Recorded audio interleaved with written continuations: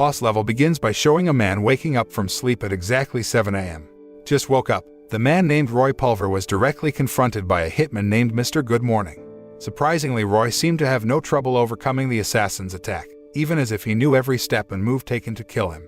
After successfully defeating Mr. Good Morning, a sniper rains bullets on Roy's apartment via helicopter. But Roy didn't seem upset and instead was engrossed in looking at a photo of a woman, who was his ex-wife named Jemma. Roy then manages to escape the helicopter attack and jumps out of the window before the apartment explodes and gets into the stolen car. A chase ensues when the next two hitmen, named Pam and Esmeralda, chase Roy's car. They shoot Roy, trying to incapacitate him. Roy was thrown out of the car and hit the bus's windshield and died on the spot. The scene changes by showing the same morning, at exactly 7 o'clock, and Roy wakes up again from sleep. Roy experienced the same incident, repeated attacks on Mr. Good Morning, and managed to incapacitate him before a helicopter fires at his apartment. Roy then jumps out of the apartment again before exploding into a chase with Pam and Esmeralda. He was apparently caught in a time loop, which saw him experience the same day from 7 a.m. to 12:47 p.m., by which time he would normally have died. Roy doesn't know what caused him to be stuck in a time loop and why so many assassins are after him.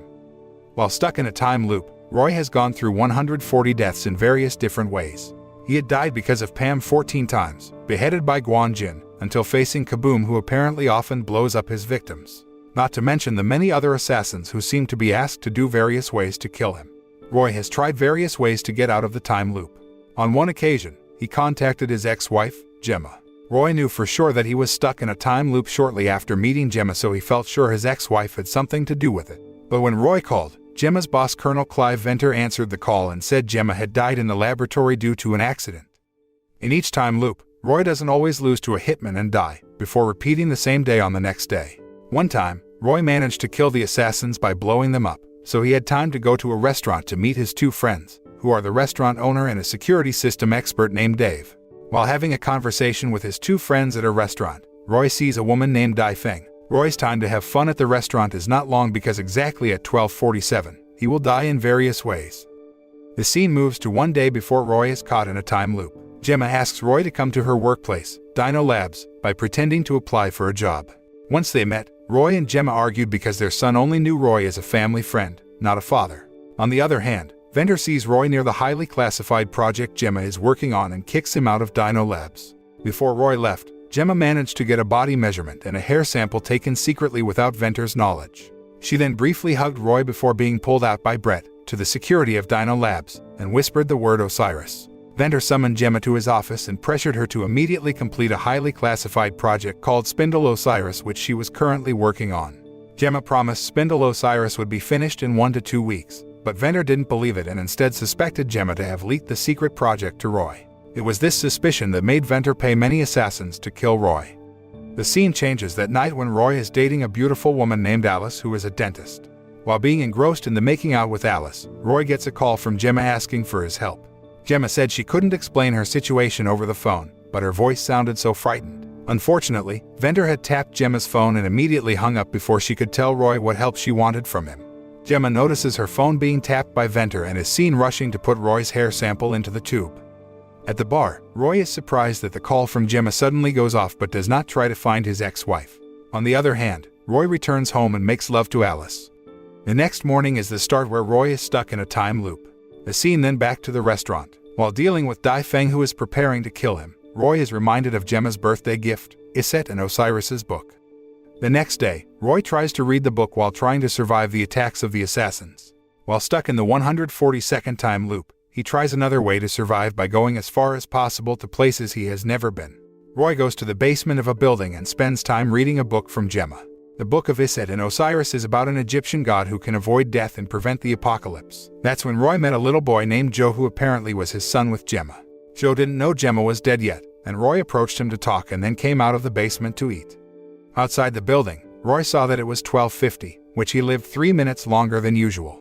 He realizes that the assassins knew his location because of a tracking device implanted in his body. But because he was previously in the basement of the building, the tracking device lost its signal. But by that time, Roy was already outside the building, and one by one, the assassins came to try to kill him. Roy tries to protect Joe and sacrifices himself to die. Before he actually died, Roy had told Joe that he was his father. In the next time loop, Roy meets Dave at the restaurant to ask about the tracking device. Dave explains that the teeth are the ideal place, making Roy realize that Alice had a tracking device fixed on his teeth before they dated. Roy immediately ran to the bathroom to try to pull out his teeth. Just as he managed to pull out the tracking device in his teeth, a hitman came and killed him. After dying, Roy wakes up again at 7 a.m. and enters the 144th time loop. This time Roy rushes to meet Alice and manages to reveal that the culprit behind the assassin's assassination attempt is Ventor. Roy then discovers that Ventor is Jemma's killer. This revelation leaves Roy with a new goal, which is to avenge Jemma and kill Ventor. Roy lures the assassins with his tracking device and kills them all one by one. After that he came to Dano Lab, but before he could enter, Brett had appeared and shot him in the head. Death was not an obstacle for Roy. In the next series of time loops, he came back to Dano Lab and tried various ways to get into the lab. After continuously failing to get into Dano Lab because he was always killed by Guanjin, Roy went to Dai Feng and asked to be taught to fight with the sword. Roy went through a lot of practice with Dai Feng through a series of time loops until he finally returned to the Dano Lab and faced Guanjin. This time, their fight was a draw, where Roy managed to beat and kill Guanjin. He then kills Brett and incapacitates Ventor in the fight, making Ventor realize that Roy is going through a time loop because the Osiris Spindle project is secretly underway.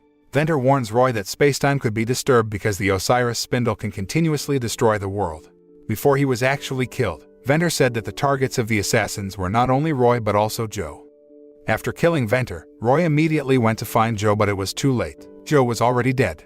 Right at that moment there was a big explosion because the Osiris Spindle interfered with space and time, which caused the world to end. Joe's death depressed Roy, so he let Mr. Good Morning continuously kills him until the 215th time loop. In the 216th time loop, Roy seemed to get a new spirit and decided to spend time with Joe. In the time loop at that time where he was still alive, Roy once again beat Mr. Good Morning, then rushed to the basement of the building to meet Joe. They spent time together before the explosion occurred and the world experienced an apocalypse. In the next time loop, Roy repeated the day again with Joe the next day. At one point, Joe told Roy that Jemma had called him that morning at exactly 7:03. He concludes that when he wakes up in the morning, Jemma is still alive, so there is a chance for Roy to save her.